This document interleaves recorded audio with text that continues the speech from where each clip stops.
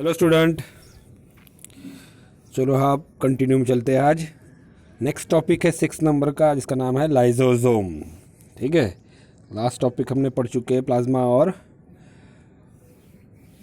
Endoplasmic reticulum और Golgi complex. Now lysosomes now it is a next topic or organelles of the cells. Lysosomes can consider as a dismantling or restricting unit of the cell. इसको suicide bag भी कहा जाता है। अब डिसमेंटिंग और restricting unit फॉरेनियन substance को cell के अंदर में आने से रोकता है, या आ गया तो उसको डिस्ट्रक्शन करने का काम भी करता है। मतलब it give the maintenance or to the cell organelles from foreign parts, बाहर से आने वाले foreign parts को उसको मेंटेन करना, या फूड जैसे एग्जांपल लेते हैं अमीबा, तो ये अमीबा फूड को इंगल्फ करता है तो उसको डाइजेशन में काम करेगा। तो ये अलग अलग सेल में इनका फंक्शन डिफरेंट रहेगा। The common there are the membrane bonded vesicle contain the hydrolytic enzyme.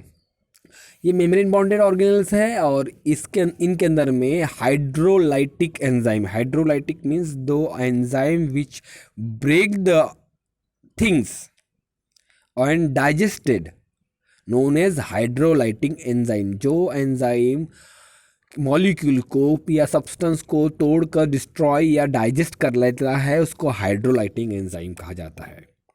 Enzyme in the lysosome in eukaryotic cell, almost all things can be digested.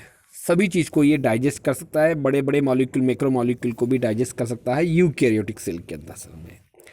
The lysosome enzyme और hydrolytic enzyme have the optimum maximum activity in acidic condition. Acidic condition में ये अच्छी तरह से काम करता है। Normal, जिसे आपको पता होगा, pH 7 अगर होता है, 7 होता है तो ये 7 pH नॉर्मल pH कहलाता है। इसके ऊपर में एसिडिक और इसके नीचे में इसके ऊपर में बेसिक और इसके नीचे में 7 के नीचे एसिडिक लेवल हो ज़्यादा होता है, मतलब कम होता है। नीचे में pH कम एसिड कहलाता है और 7 के ऊपर में pH गया तो वो बेसिक कहलाता है। तो एसिडिक कंडीशन में ये अच्छा काम करता है।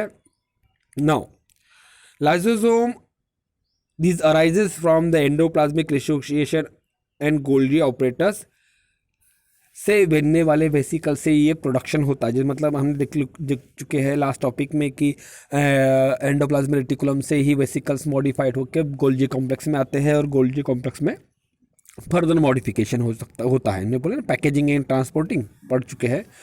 तो ये उसी से बनते हैं या उनके हेल्प से ही बनते हैं। List of lysosome enzyme including the all maximum all type of enzyme just like the amylase, protease, lipase, इसके अलावा न्यूक्लियेज, ये सारे एंजाइम इसमें होते हैं। मतलब ये अमाइलेज को भी डाइजेस्ट कर सकते हैं, प्रोटीन को भी डाइजेस्ट करते हैं, लिपिड को भी करते हैं, और यहाँ पे एक वर्ड छूट गया है या लिखा नहीं है जिसका मतलब होता है न्यूक्लियस एंजाइम। तो ये न्यूक्लिक एसिड को भी डाइजेस्ट कर सकते हैं। These enzyme can inactive in the lysosome. ये एंजाइम सारे इनएक्टिव होंगे लाइसोसोम के अंदर में, और ये कब होंगे? Activate only when the lysozyme contact with the other particle और the organelles of the hybrid structure. दूसरे सेल्स का या अदर सेल से आया हुए ऑर्गेनेल्स रहेंगे या पार्ट रहेंगे या कुछ केमिकल्स रहेंगे, अगर सेल्स के अंदर एंटर करते हैं तभी ये एक्टिव रहते हैं। इसके अलावा जब कुछ नहीं है सेल के अंदर में, नॉर्मल सेल काम कर रही, तो ये इनएक्टिव फॉर्म में रहेंगे, लेकिन कुछ सेल के अंदर में आ गया तो वो एक्टिव हो जाते हैं। आफ्टर द एक्शन, उनका अगर एक्शन खत्म हो गया, मतलब समझो कि सेल के अंदर कुछ आ गया, उन्होंने एक्शन इनएक्टिव से एक्टिव हो गए, उसको डिस्ट्रॉय कर दिया। After the action enzyme is over, the lysosome is reported and reused. वो फिर से कंस्ट्रक्ट होने लगता है और बाद में फिर से दूसरी बार भी ये बार इस्तेमाल उसका हो सकता है। किसका? लाइसोजाइम और उसके एंजाइम का। Lysozymes are used found in various cell structure, structure. It carry out the various function in the cell just like the cell के हिसाब से ही वो काम करेगा कि कहाँ पर कितना काम है. अगर यूनिसेलुलर सेल है तो वो डाइजेस्टिव एंजाइम की तरह काम करते हैं. अगर समझ लो कि सेल के अंदर वायरस घुस गया या बैक्टीरिया एंटर कर लिया तो ऐसे फॉरेजियन सब्सटेंस को डिस्ट्रॉय करने के लिए भी हेल्प करते हैं ये. Primary lysosome which is originated और membrane bonded vesicles which is produced by Golgi और endoplasmic reticulum. They are primarily inactive in state. जब वे प्राइमरी स्टेज पे बनते हैं गोल्गी और या एंडोरेटी से तो वो इनएक्टिव फॉर्म में होते हैं. वो सिंपल भी होते, छोटे भी होते हैं. लेकिन जब वो बड़े हो जाए secondary lysosome are form due to fusion of the with endoplasmic reticulum vesicles and Golgi vesicles and which is the broader or bigger in size have the all enzyme which is digested respond as the heterophagocytic vesicles. तब वो बड़े होने के बाद वो किसी भी चीज़ को डाइजेस्ट करने के लिए और रिस्पॉन्ड एज द हेट्रोफेगस, किसी भी चीज़ को इंगल्फ कर लेते हैं. इनगल्फ मतलब निगल लेते हैं सेल के अंदर, उसको खींच लेते हैं, उसको डाइजेस्ट कर लेते हैं. This is the large size than the primary vesicles. ये बड़े वेसिकल जो होंगे, जो छोटे वेसिकल से बनने के बाद बन जाते हैं तो ये बड़े साइज के होंगे secondary vesicles. Lysosome which bring about the digestion of the cell and cell organelles और organelles material just like the damage cells, inactives या डैमेज सेल ऑर्गेनेल्स, या सेल में कुछ प्रॉब्लम हो जाए तब वो पूरी की पूरी ऑटोफेगस भी कर लेता है या सेल को डिस्ट्रॉय कर देता है. इसलिए इसको सुसाइड बैग भी कहा गया है. मतलब क्या होगा कि उसका मोड ऑफ एक्शन, किसका, लाइसोसोम का मोड ऑफ एक्शन सेल के एक्टिविटी के मुताबिक चेंज हो जाएगा.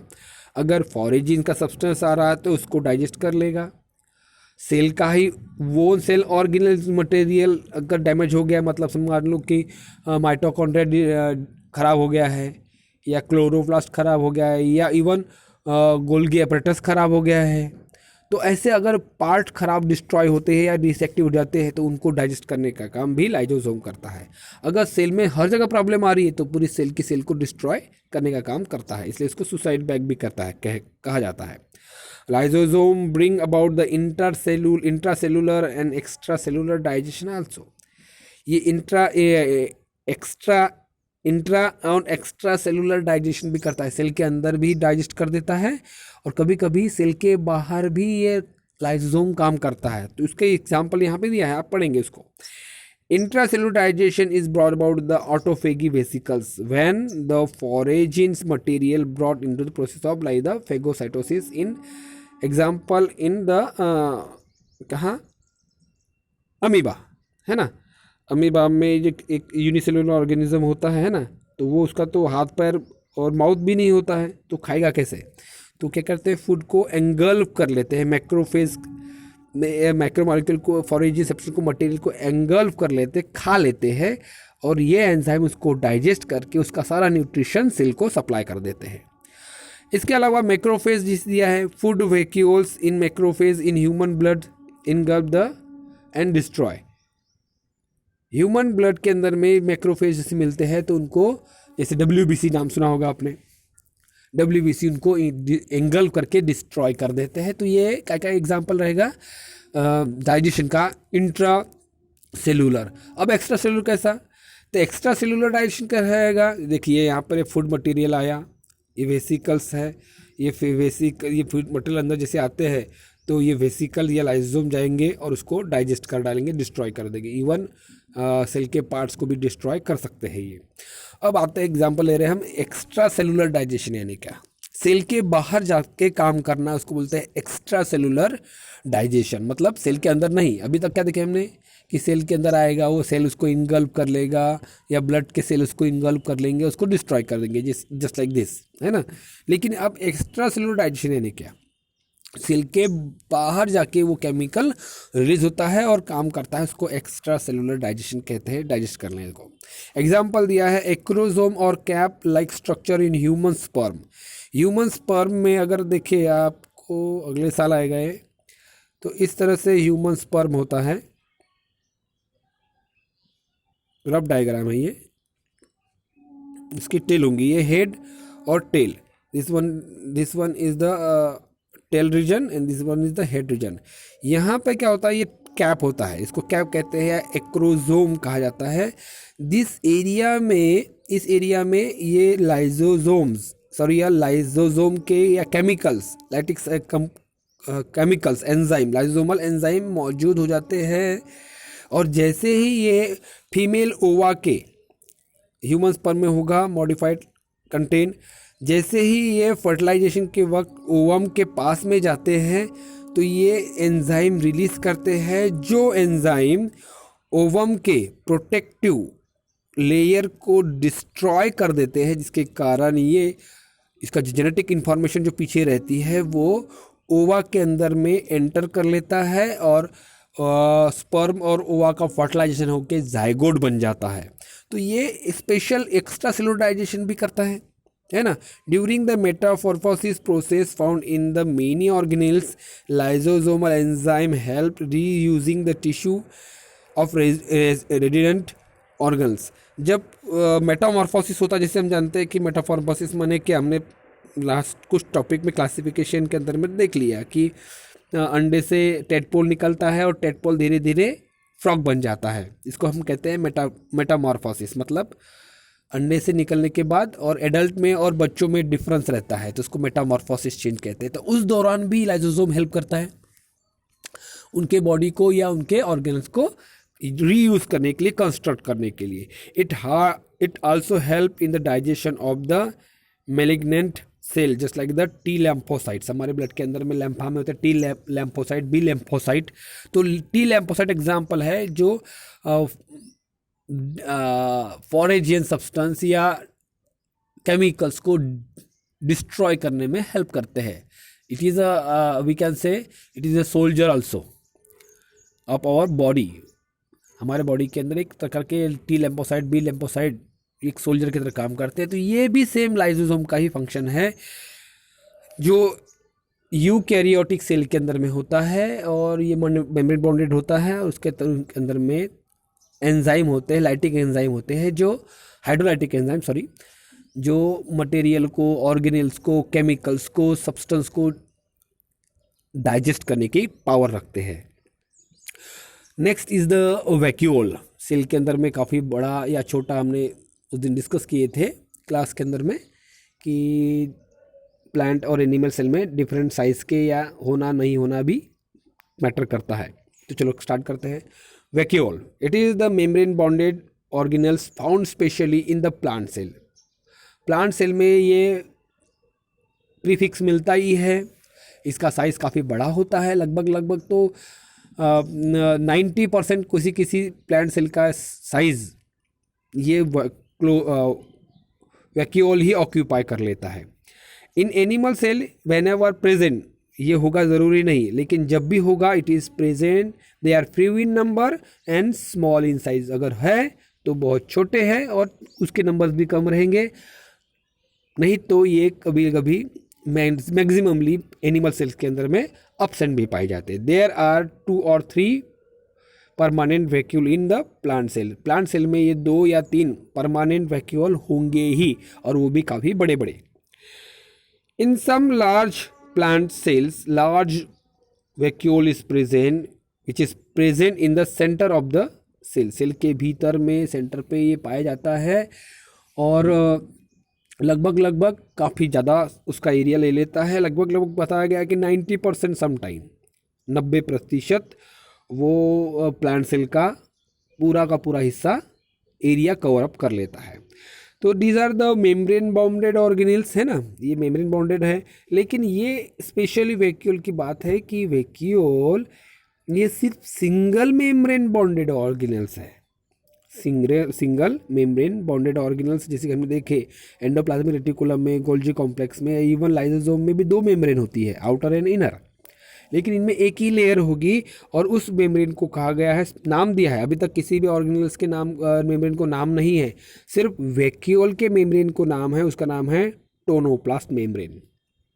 स्टूडेंट ध्यान रखेंगे ये चीज़ कि वैक्यूल के मेम्ब्रेन को ही एक नाम दिया गया है, बाकी प्लाज्मा मेम्ब्रेन को छोड़कर एंडोप्लाज्मिक रेटिकुलम के मेम्ब्रेन को कोई नाम नहीं रहेगा, माइटोकॉन्ड्रिया के नहीं, क्लोरोप्लास्ट के नहीं, वैक्यूल के नहीं, सॉरी लाइसोसोम के नहीं, इवन गोल्गी कॉम्प्लेक्स के भी मेम्ब्रेन को नाम नहीं है, सिर्फ वैक्यूल के मेम्ब्रेन को नाम है, उसका नाम है टोनोप्लास्ट।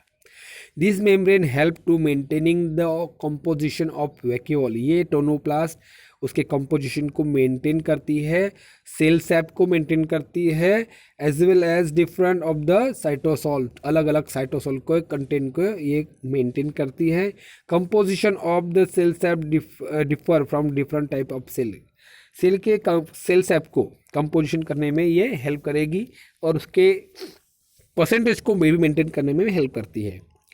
सेल सैप और cell sap of the central vacuole store house of the various ions materials, इसलिए इसको एक वर्ड आता है store house of the cell. यहाँ पे नहीं है, आपके बुक में नहीं है, लेकिन ये कॉमन वर्ड है जो हम अब तक पढ़ते आ रहे हैं, जिसको हम store house of the cell भी कहते हैं। मतलब जैसे हमारे घर में एक स्टोर हाउस होता है ना, कमरा होता है जहाँ पे हम अपने घर का जो राशन स्टोर करके रखते हैं या किसी चीज़ को अलग से रख देते हैं, तो उसको उसमें स्टोर रहता है, छीछड़ नहीं होती। Just like that central vacuole भी स्टोर हाउस के जैसे काम करता है।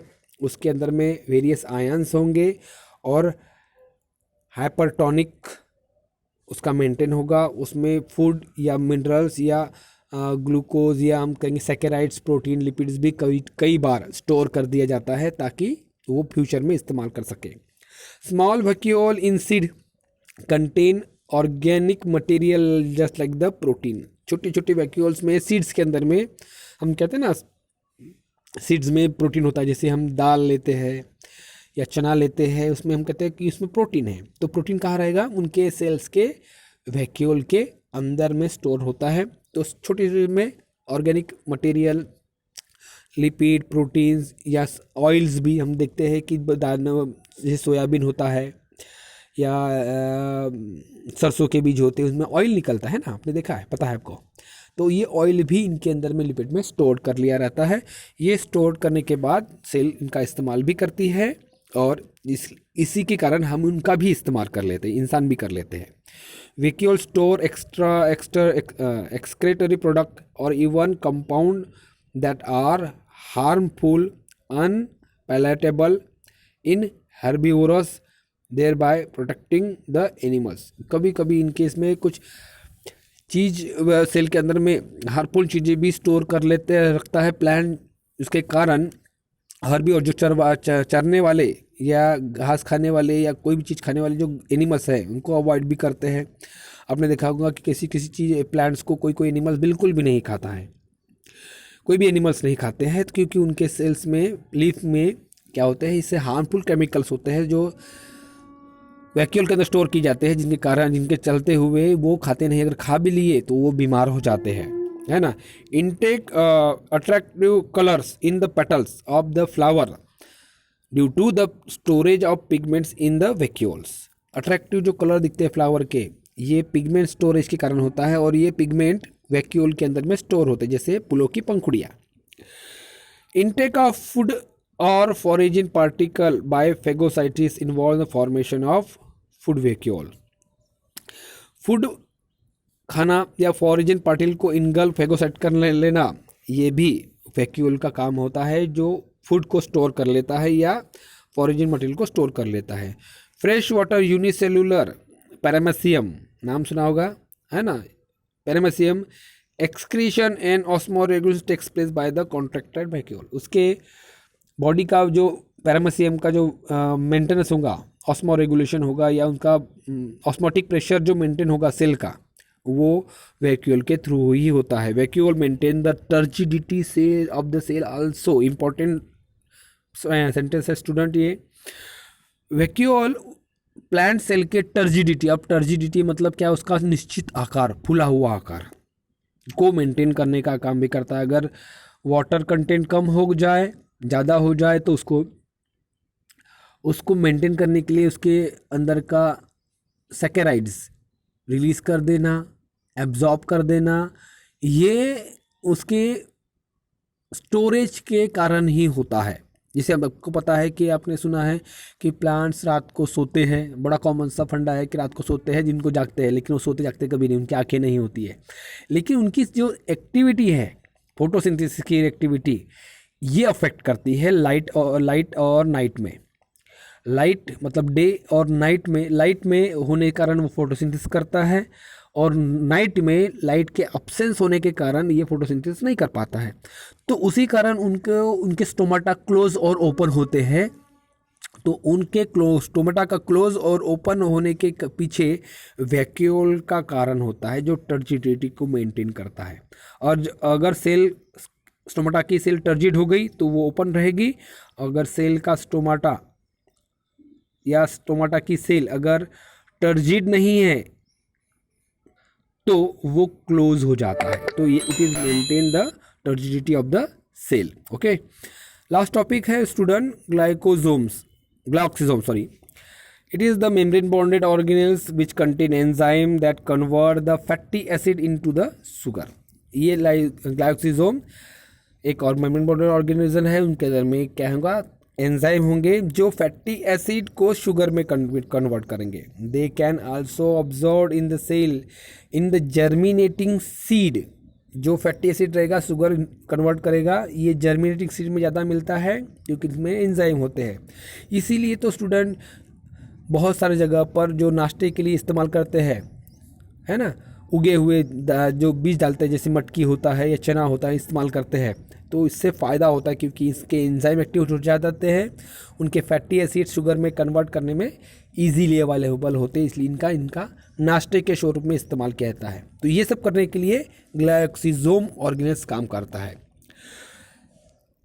Storage fat source of sugar till it start to photosynthesis its own. जब तक के पेड़ अपना पौधा अपना खुद फोटोसिंथेसिस नहीं कर पाता है, तब तक के बीजों में रहा स्टोर किया हुआ फैटी एसिड का शुगर बनते जाता है, मतलब एनर्जी प्रोडक्शन होते रहता है। और वो एनर्जी प्रोडक्शन सेल के डेवलपमेंट के लिए या सीडलिंग पौधे के डेवलपमेंट के लिए इस्तेमाल होते रहता है। तो ये सीड को इंडिपेंडेंट बनते तक, फोटोसिंथेसिस करते तक, इंडिपेंडेंट करते तक के ये सीड्स को, मतलब सीड से सीडलिंग, बीज से छोटा पौधा तब तक के, जब तक कि वो फोटोसिंथेसिस हरा भरा नहीं होता, तब तक के उसको हेल्प करने के लिए ग्लाइकोसोम काम करता है। इसलिए स्टूडेंट आपने देखा होगा कि जब आपके घर में आपकी मम्मी जब बीज लगाती है या पापा बीज लगाते हैं खेतों में, तो आप देखते हैं कि 2 दाने निकल आते हैं ऊपर में बीज के, है ना। ये धीरे धीरे इसके नए पत्ते निकलते हैं, और जब तक के वो बड़े नहीं हो जाते तब तक के वो धीरे धीरे सूखते रहते हैं। और कुछ समय के बाद में जो सीड से निकले हुए जो 2 दाने निकलते हैं, वो अपने आप सूख के मुरझा के नीचे गिर जाते हैं, तब तक कि वो पूरा उसका न्यूट्रिशन प्लांट्स उसका एब्जॉर्ब किया जाता है। और वो एब्जॉर्ब करने में मदद करेगा कौन, ग्लाइकोसोम, जो फैटी एसिड का शुगर में कन्वर्शन करता है। ठीक है स्टूडेंट, हम रुक जाएंगे। आगे का टॉपिक काफ़ी बड़ा है, जिसका हमने क्लास में डिस्कस किया था कि कौन सा है, माइटोकॉन्ड्रिया और क्लोरोप्लास्ट या प्लास्टिड। इसको हम अलग से पढ़ेंगे। ठीक है स्टूडेंट, तब तक के थैंक यू।